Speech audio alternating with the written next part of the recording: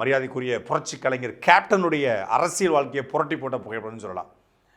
மதுரை மாநாடு அவருடைய தொடக்கமாக இருந்தால் கூட இந்த சட்டமன்றத்தில் அவர் நாக்கை துருத்திய பிறகு அவர் அரசியல் வாழ்க்கை சரிய ஆரம்பிச்சிது. இது அவருக்கு ஒரு நெகட்டிவான பாசிட்டிவான புகைப்படம் இருந்தால் கூட அவர் அரசியல் வாழ்க்கை இதுக்கு பிறகு சரிஞ்சிச்சுன்னு சொல்லலாம்.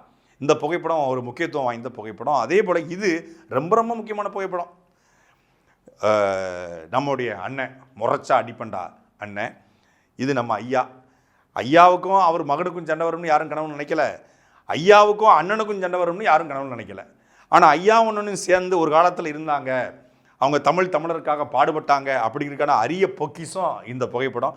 இது மீண்டும் நடந்தால் வட மாவட்டங்களில் கொஞ்சம் பதட்டம் குறையும். அது யார் நடத்த போகிறாலும் தெரியல. இது ஒரு முக்கியமான புகைப்படம். 1,00,000 கோடிக்கு கிரானைட்டை கொள்ளையடித்த அந்த கும்பலை எதிர்த்து ஒரு அதிகாரி சகாயம் என்கிற ஒரு நேர்மையாளன் மதுரையில் சுடுகாட்டில் படுத்து கிடந்தார், அந்த கிரானைட் கொள்ளை எதிர்த்து அந்த புகைப்படம்.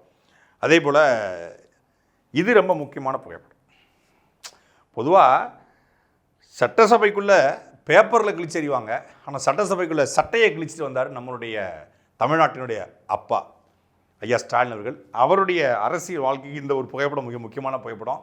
சட்டையை கிழிச்சிட்டு நடு ரோட்டில் போஸ்ட் கொடுத்தாரு. இதை வச்சே விளம்பரம் பண்ணி அதுக்கப்புறம் நமக்கு நாமே உங்கள் தொகுதியில் ஸ்டாலின், உங்களுடன் ஸ்டாலின், ஊரா வராரு ஸ்டாலின் அப்படின்னு சொல்லி விளம்பரமாக பண்ணி அவர் அதிகாரத்தை அடைவதற்கு இந்த புகைப்படமும் ஒரு காரணம்னு சொல்கிறாங்க திமுக காரங்க. இது எடப்பாடி பழனிசாமி அவர்கள் முதலமைச்சராக பொறுப்பேற்றார். எடப்பாடி பழனிசாமி அவர் காலில் விழுந்து வந்தார், தரையில் விழுந்தார், பர்பி தேடினார், பர்பி ஜாமீன்லாம் சொல்கிறாங்க. ஆனால் ஒரு சாதாரண கிளை செயலாளர் தமிழ்நாட்டோட முதலமைச்சராக வந்திருக்காரு. கிளை செயலாளரும் ஒரு கட்சியில் முதலமைச்சர் ஆக முடியும் அப்படிங்கிறதுக்கு அது ஒரு எடுத்துக்காட்டு, அது ஒரு ஊக்கம் தான். அவர் எப்படி வந்தார் அதெல்லாம் தாண்டி வந்திருக்க முடிஞ்சிருக்குல்ல. அது கூவாத்தூரில் வந்தார், இல்லை சசிகலாவுடைய புண்ணியத்தில் வந்தார், என்னவே வேணாலும் வர முடிஞ்சிருக்கு.